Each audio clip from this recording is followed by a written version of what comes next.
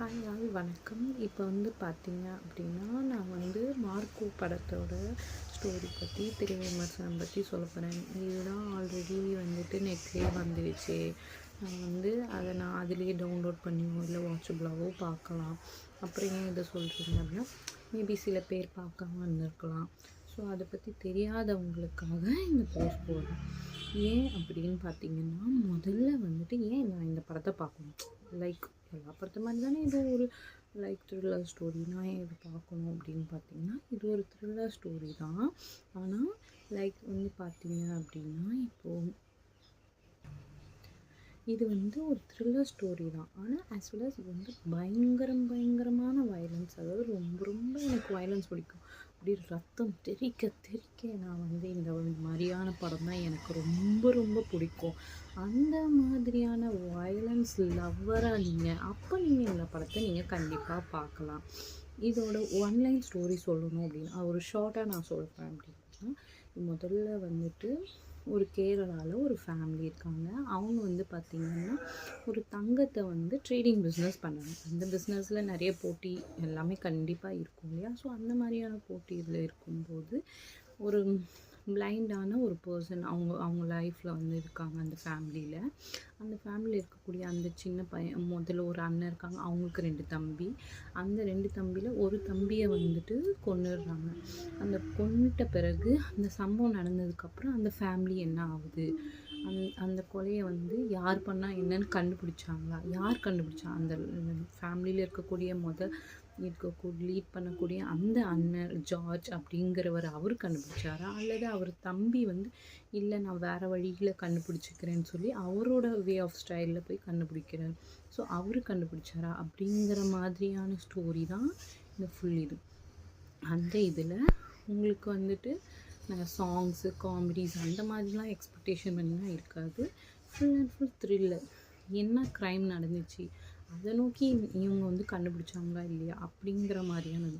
அதுவும் ஒரு த்ரில்லர் மூவியில் வெறும் நீங்கள் இந்த மாதிரி மட்டும் இல்லாமல் ஃபுல்லாக ஷூட்டிங் பண்ணுறது, பயங்கரமாக வெட்டி கொலை பண்ணுறது மாதிரியான ஒரு சீன்ஸு, இல்லை ஹாலிவுட் மூவியில் வர்ற மாதிரி ஒரு மரத்தை ட்ரில்லிங் மிஷின் வச்சு எப்படி அறுக்கிற மாதிரி காமிப்பாங்களோ அந்த மாதிரியான சீன்ஸ் எல்லாம் கூட நீங்கள் இதில் எக்ஸ்பெக்ட் பண்ணலாம். ஸோ ஃபைனலாக என்ன மாதிரியான இது இருக்குன்னா, இப்போ அந்த அண்ணன் ஜார்ஜ் வந்து கண்டுபிடிக்க போகிறாரு. அவர் வந்துட்டு ஒரு நார்மலாக நான் கண்டுபிடிக்கிறேன், இல்லை நான் வந்து கண்டுபிடிக்கிறேன்னு அவருடைய தம்பி மார்க்கோ அவர் தான் வந்துட்டு கண்டுபிடிக்க போகிறாரு. ஸ்டார்டிங் இதுதான் முதல்ல நடக்குது. முதல்ல இவங்க ஃபேமிலியை காட்டுறாங்க, அந்த ட்ரேடிங் பிஸ்னஸ் போகாமல் அந்த மாதிரியான சுச்சுவேஷன்ஸ் காட்டுறாங்க. அதுக்கப்புறமேட்டு ஒரு பிளைண்ட் மேன் காட்டுறாங்க. அவங்க லைஃப்பில் அவங்களோட ஃபேமிலியில் இருக்கக்கூடிய பர்சன்.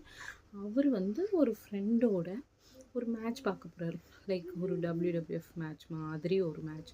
அங்கே போகிறாங்க. போயிட்டு பார்த்துட்டு வரும்போது அவன் ஃப்ரெண்டும் அவனும் ஷேர் பண்ணி பேசிட்டே வரும்போது அந்த பிளைண்ட் மேனோட ஃப்ரெண்டு தான் வந்துட்டு அவரோட அந்த ஃப்ரெண்டோட அண்ணன் வந்து போட்டி இதில் வந்துட்டு அவனை கொண்டுடுறாங்க.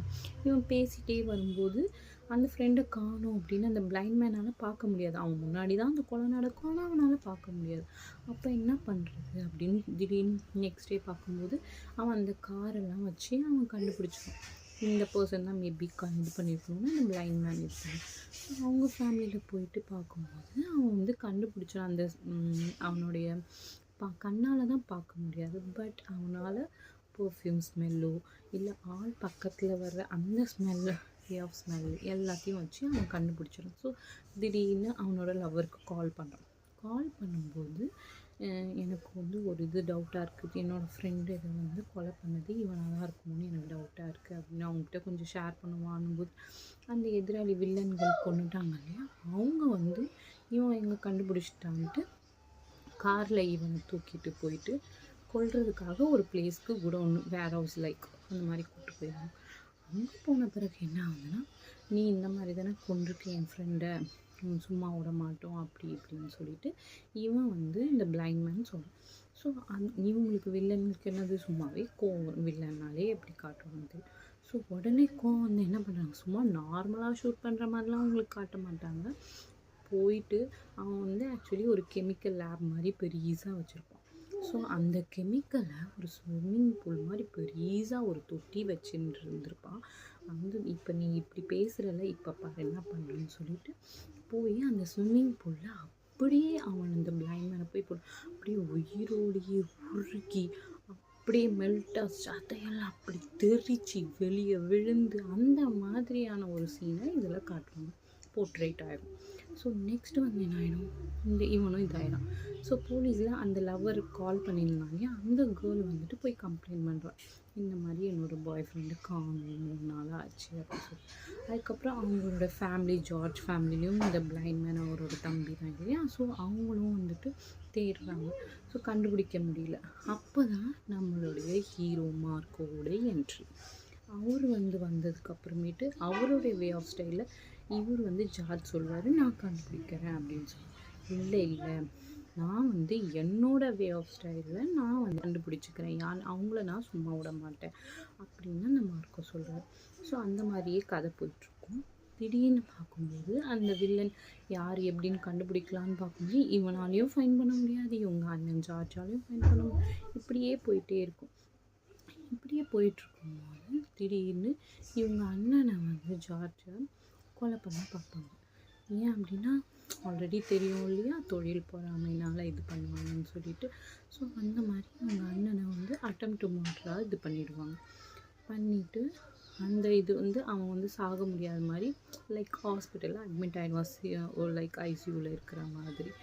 அதுக்கப்புறமேட்டு என்ன ஆகும் அப்படின்னு பார்த்தீங்கன்னா, அப்போ அவ்வளோதான், அவன் அண்ணன் இதாகிடுவான், இறந்துருவான். அதுக்கப்புறம் தம்பி மார்க்கோ பிஸ்னஸ் டேக் ஓவர் பண்ணுவான். அந்த மாதிரியான நீங்கள் இது பண்ணி இல்லை, அவன் அண்ணன் பொழைச்சி வந்துடுவார். அதுக்கப்புறமே மார்க்கோ இன்னும் தீவிரமாயிடும். அண்ணன் கண்டுபிடிச்சிடும், அவனோட அந்த வில்லனோட கூட்டத்தில் இருக்கக்கூடிய ஆள் தான் இப்படி பண்ணியிருக்கான் அப்படிங்கிறதையும் தெரிஞ்சிடும். அதே மாதிரி இவங்க தம்பியை இந்த மாதிரி ஆசிட்டில் முக்கி கொண்டுட்டாங்க ஒருத்தங்க, அந்த வில்லன் தான், அந்த கேங் தான் அப்படிங்கிற விஷயமும் அந்த அண்ணனுக்கு தெரியும். எப்படி அப்படின்னு பார்த்தீங்கன்னா, அங்கே ஒரு யூடியூபர் இருப்பார். அவர் இந்த மாதிரி இவங்க ஃப்ரெண்ட் அந்த வில்லன் பிளைண்ட் மேனை கொன்னாங்க இல்லையா, அந்த பிளைண்ட் மேனோட ஃப்ரெண்டை கொன்னது இவங்க தான். ஸோ ஆப்வியஸாக இந்த பிளைண்ட் மேன் உங்கள் தம்பியை கொன்னது இவங்க தான் அப்படிங்கிற அந்த வீடியோ ப்ரூஃபை கொண்டு போயிட்டு இவங்க அண்ணன் ஜார்ஜ்கிட்டையும் ஒரு போலீஸ்கிட்டையும் கொடுத்துருப்பாங்க. அந்த போலீஸை தான் விஷயத்தை சொல்லிட்டாங்கன்னு சொல்லி அவங்களையும் அந்த வில்லன் கேங் கண்டுபிடிச்சிட்டாங்கன்னு கொண்டுடுவாங்க. அதுக்கப்புறமேட்டு இவங்க அண்ணன் ஜார்ஜுக்கு இவங்க தம்பி கொண்டு இவங்களான்னு தெரிஞ்சுக்கும்.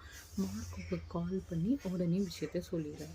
சொன்னதுக்கப்புறமேட்டு அவர் சும்மா இருப்பாரா, சும்மாவே நம்ம ஹீரோ ரொம்ப ரொம்ப கோவமானவர், வேறு மாதிரி கோவத்தை கட்டுவார். அவ்வளோக்கு அவ்வளோ பயங்கரமான சீன்ஸாக இருக்கும். ஸோ அதுக்கப்புறம் என்ன ஆகுதுன்னா, அந்த மார்க்கோ போகிறாரு. போயிட்டு அந்த வில்லனை வில்லனோட அப்பாவை ரொம்ப ரொம்ப துடிக்க கொள்கிற மாதிரி கொண்டுடுறாரு. அதுக்கு அந்த மாதிரியான சீன்ஸை நீங்கள் பார்க்கணும் அப்படின்னா கண்டிப்பாக நீங்கள் இந்த படத்தை பார்க்கணும். அதுக்கப்புறமேட்டு என்ன ஆகுது, வில்லனோட அப்பாவை கொண்டால வில்லனுக்கு கோவம் வந்துடும். எப்படியாவது வில்லன் நம்ம கண்டிப்பாக இது பண்ணணும் அப்படின்றதுக்காக அவங்க இந்த பிளைண்ட் மேனோட லவ்வரை அவங்களோட வாரிசு தான் இந்த லவ்வர் வயிற்றில் இருக்கும் அப்படின்றத இவன் சொல்லிவிடுவான் ஹீரோ கிட்ட. உடனே அந்த வில்லனை கொல்லாமல் அவர் அங்கே போயிடுவார். அப்புறமேட்டு எப்படி இவர் காப்பாற்றுறாரு, கடைசியில் அவங்க அந்த வாரிசு இவங்க ஃபேமிலிக்குள்ளே வந்துச்சா அப்படிங்கிறதுமான மீதியான கதை. அதுக்கப்புறமேட்டு என்ன ஆகுதுன்னா, போயிட்டு லவ்வர் காப்பாற்றி அந்த லவ்வரையும் அவங்க வயிற்றில் இருக்க பாப்பாவையும் காப்பாற்றி இவங்க வீட்டுக்கு கூப்பிட்டு வந்தாங்க.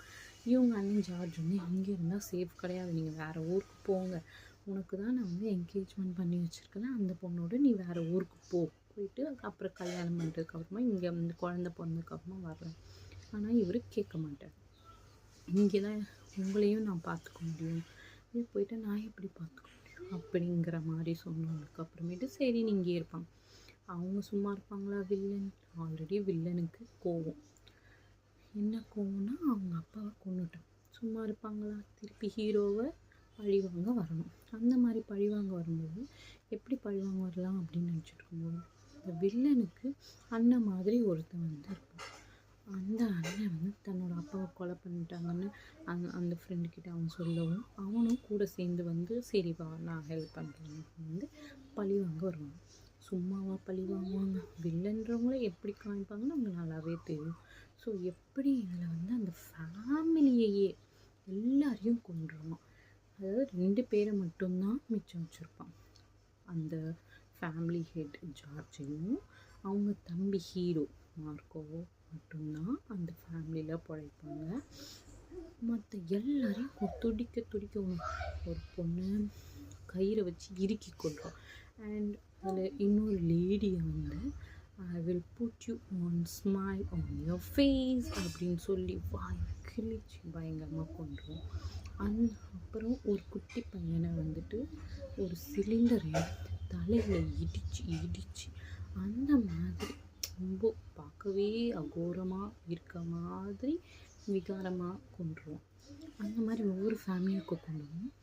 அதுக்கப்புறமேட்டு அந்த வயிற்றில் கர்ப்பிணியாக ஒரு லேடி இருந்தாங்க இல்லையா, அந்த பிளைண்ட் மேனோட லவ்வர். ஸோ அவங்க வந்து டெலிவரிக்காக கத்தினே இருப்பாங்க. அங்கேயும் அந்த வில்லன் போயிட்டு அவங்க வயிற்றில் கையை வச்சு அந்த குழந்தைய எடுத்து அந்த குழந்தையும் எடுத்துகிட்டு போயிடுவோம். அப்படி போனதுக்கப்புறமேட்டு உன்னால் இது பண்ணுங்க அந்த மார்க்கோ ஹீரோவையும் அப்படி நெஞ்சில் குத்திட்டு அவனும் எந்திக்க முடியாத நிலமையில வந்துட்டு அப்படியே லை டவுன் ஆகிடுவான், படுத்துட்டுருப்பான். அதுக்கப்புறமேட்டு அவன் கொஞ்சம் நீ எப்படியாவது நீ போகணும் அப்படின்னு அந்த குடும்ப ஹெட் ஜார்ஜ் வந்து சொல்லுவார், நீ நம்மளுடைய என்னோடய ஃபேமிலி மற்ற யாராவது இருக்கிறவங்கக்கிட்ட நான் சொல்லணும், மார்க்கோ வந்து எதிரிங்க எல்லாத்தையும் அழிச்சிட்டான்னு தான் நான் தைரியமாக சொல்லணும் அப்படின்னு சொல்லி அனுப்புவோம். அனுப்புனதுக்கப்புறம் மார்க்கோ சும்மா இருப்பாரா? ஹீரோ போயிட்டு அவங்க லேபில் இருக்க அந்த வில்லன்கள் எல்லாரையும் அழிச்சிட்டு வில்லன்கள் கோஷ்டிகள் ஃபைட்டு செம்மையான உங்களுக்கு பிடிச்ச மாதிரியான ஃபைட்டாக தான் இருக்கும். அந்த மாதிரி முடிஞ்சதுக்கப்புறமா அவங்க குழந்தைய நான் கொண்டுட்டேன் நிச்சயம் இதோ வச்சுருக்கேன் அப்படின்னு சொல்லி அந்த வில்லன் காட்டணும். அந்த பச்சை குழந்தைய காட்டுவாங்க. அப்படி காமிச்ச பிறகு அவன் அந்த ஆசிட் லேப்பில் குழந்தைய போயிடுவான். உடனே ஹீரோ பாஞ்சு போய் பிடிச்சி அந்த குழந்தையோட வெளியே வந்து அந்த குழந்தை பிழைச்சிச்சா அப்படின்னு பார்த்தீங்கன்னா கண்டிப்பாக பிழைச்சிச்சு. அதுக்கப்புறமேட்டு ஒரு 3 to 4 years லைக் இந்த மாதிரி ஃபியூ இயர்ஸ் லேட்டர் அப்படின்னு காமிச்சு அந்த குழந்தைக்கு இவனும் பீச்சில் உட்காந்துட்ருக்க மாதிரியான ஒரு ஷாட். அந்த ஷாட்டில் இப்படி இவன் திரும்பி பார்த்துட்டு இப்படி திரும்பி குழந்தைய பார்க்குறதுல குழந்தைய காணாமல் காமிச்சிருவாங்க. Because Marco 2 will be coming அப்படின்ற மாதிரி முடிச்சிடும். அதற்காக தான் அந்த இடத்துல ட்விஸ்ட். ஓகே, இப்போ இது வரைக்கும் நான் சொன்ன ஸ்டோரி வே ஆஃப் ஸ்டோரி பிடிச்சிருந்துச்சு அப்படின்னா மறக்காமல் லைக் அண்ட் சப்ஸ்கிரைப் பண்ணுங்கள். Thank you so much.